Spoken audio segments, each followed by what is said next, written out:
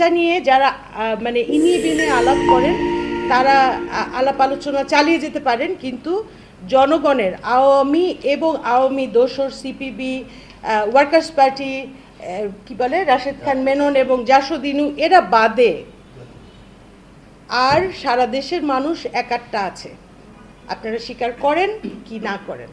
সেই পক্ষ থেকে আওয়ামী লীগকে নিষিদ্ধ করলে দেশে কি অরাজকতা হবে? না, অরাজকতা হবে না। এক মিনিট আমি একটু অ্যাড করি। আমি একজন জীবন্ত সাক্ষী যে পিরিয়ডের রেফারেন্সে আপনি প্রশ্নটা করলেন, এবং আমি সিরাজ শিকদারকে খুব ভালো মতো চিনতাম, এটুকুই বললাম, আর বেশি বলবো না। আপনার ফ্যামিলির কেউ যদি এই 24-এর অভ্যুত্থানে মারা যেত বা গুম হতো বা ওই আয়নাঘরে থাকতো অথবা আমার মতো রক্ষী বাহিনীর হাতে মার খেতেন, তাহলে বোধহয় এই প্রশ্নটা আপনি করতেন না।